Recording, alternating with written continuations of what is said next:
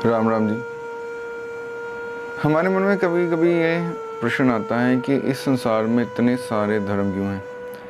अगर इतने सारे धर्म ना होते, पूरी दुनिया में सिर्फ एक ही धर्म होता, एक ही ज़ुबान होती, एक ही ढंग से परमात्मा का भजन सिमरन होता, तो कम से कम धर्म के नाम पर जो ये दंगे खून खराबा हो रहा है वो नहीं होता। ये जो अलग अलग धर्म हैं, ये कैसे वजूद में आए और क्यों वजूद में आए। तो एक बात विचारणीय है कि जो भी धर्म चले हैं, सनातन धर्म है, सिख, बौद्ध, जैन, मुस्लिम, ईसाई, ये सब धर्म जो हैं परमात्मा की इच्छा से ही चले हैं। परमात्मा की इच्छा के बिना कोई भी धर्म नहीं चल सकता। तो परमात्मा ने इतने सारे धर्म, इतने सारे ढंग पूजा पाठ के क्यों बनाए। जब हम किसी बागीचे में जाते हैं तो वहाँ रंग बिरंगे फूल देखने में मिलते हैं। ये जो रंग बिरंगे फूल हैं, यही इस बागीचे की शोभा है। अगर कोई बागीचा हो जिसमें एक ही रंग का फूल हो, एक ही जैसी उसकी गंध हो, तो वो बागीचा इतना आकर्षक नहीं लगेगा। और उसके सामने ही कोई दूसरा बागीचा हो जिसमें रंग बिरंगे फूल हों, रंग बिरंगी उनकी जो है सुंदरता हो, उनकी महक अलग अलग हो, तो वो बहुत ज़्यादा आकर्षक लगेगा। इसलिए परमात्मा ने अलग अलग धर्म बनाए हैं। तो हमें किसी भी धर्म का अपमान नहीं करना चाहिए, क्योंकि सारे धर्म एक परमात्मा ने ही बनाए हैं और वही उनको चला रहा है। जैसे बागीचे में सारे फूल जो हैं वो एक माली ने ही लगाए हैं और माली ही उन फूलों की देखभाल करता है। और अगर गुलाब का फूल कहे कि मैं चमेली के फूल को तोड़ दूंगा, उखाड़ दूंगा, या अगर चमेली का फूल भी मेरी तरह हो जाए तो ठीक है, नहीं तो उसको इस बागीचे से निकाल के बाहर फेंक दूंगा। तो ऐसा करने से क्या वो माली खुश होगा? वो माली बिल्कुल भी खुश नहीं होगा, क्योंकि सभी फूलों को उसने बड़े प्यार से लगाया है, बहुत श्रद्धा से, बहुत भावना से उनको बड़ा कर रहा है, उनका ख्याल रख रहा है। तो माली जो है वो सब फूलों को एक साथ देखना चाहता है। वो अपने बागीचे को हरा भरा देखना चाहता है, अपने बागीचे को उजड़ा हुआ नहीं देखना चाहता।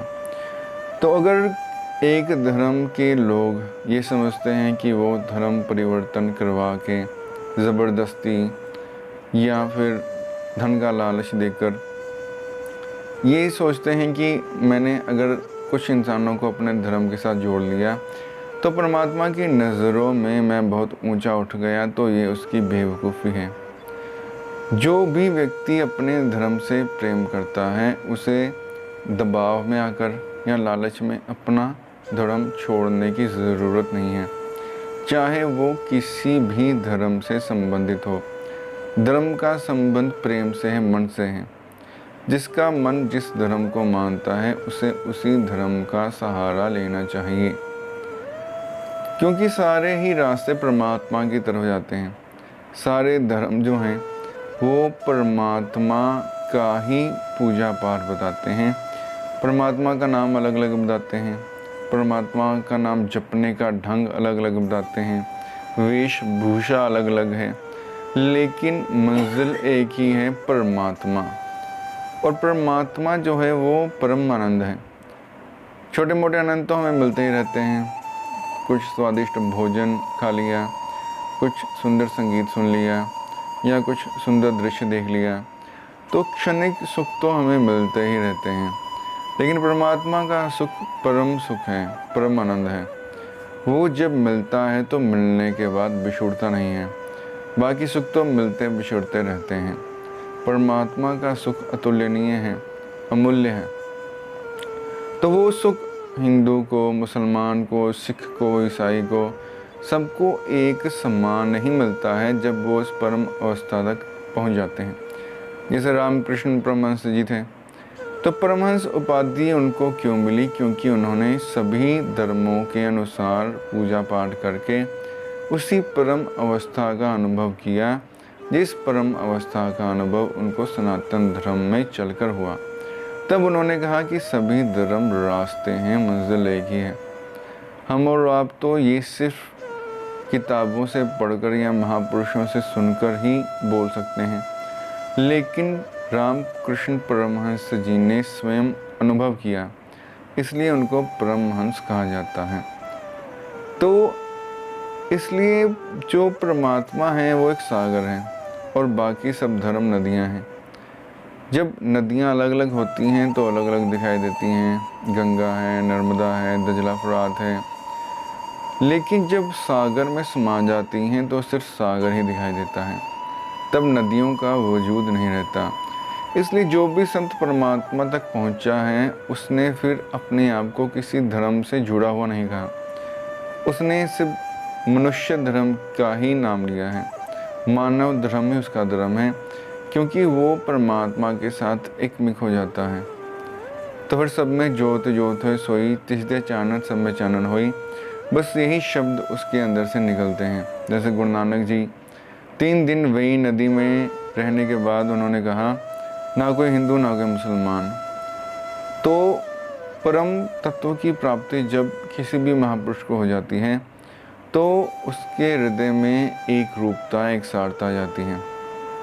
अगर कोई भी आपको धर्म के आधार पर एक दूसरे से लड़वाता है तो ये बहुत बड़ा पाप कर रहा है, और अगर आप उसकी बातों में आकर लड़ते हो तो बहुत बड़ी मूर्खता करते हो, क्योंकि सब परमात्मा के बच्चे हैं, परमात्मा की संतान है, एक ईश्वर की संतान है। तो अगर एक भाई दूसरे भाई को मारेगा, परमात्मा प्रसन्न नहीं होगा, परमात्मा दुखी होगा।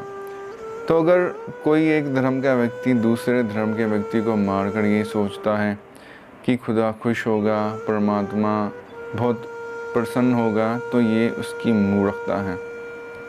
परमात्मा प्रसन्न नहीं होगा बल्कि दुखी होगा। तो परमात्मा को दुखी मत करो, धर्म के नाम पर किसी का खून मत बहाओ, लड़ाई झगड़ा मत करो, आपस में प्यार से रहो। यही परमात्मा का संदेश है और इसी से परमात्मा प्रसन्न होंगे। और अनेक धर्मों के वजूद का भी यही कारण है कि अलग अलग होने के बावजूद भी सब एक परमात्मा का ही जप करते हैं, एक परमात्मा का ही पूजन करते हैं। जैसे सूर्य एक ही है, मुसलमान भाई आफ्ताब कहते हैं, सनातन धर्म में सूर्य है, इंग्लिश में सन है। तो क्या कोई सूर्य के नाम को लेकर लड़ता है? अगर कोई लड़ेगा दूसरा बोलेगा ये तो बेवकूफ़ हैं, वो सूर्य तो एक ही है, नाम अलग अलग हैं तो क्या। तो वैसे ही परमात्मा तो एक ही है, नाम अलग अलग हैं तो क्या। परशुराम जयंती है, ईद है तो क्या। सब एक परमात्मा के ही त्यौहार हैं, सब एक परमात्मा के लिए ही कुछ जप करना चाहते हैं, कुछ नाम लेना चाहते हैं। तो फिर एक दूसरे से निंदा झगड़ा क्यों, किस बात का। आपस में भाईचारे से प्रेम से रहना चाहिए। धर्म जोड़ना सिखाता है, तोड़ना नहीं। धन्यवाद।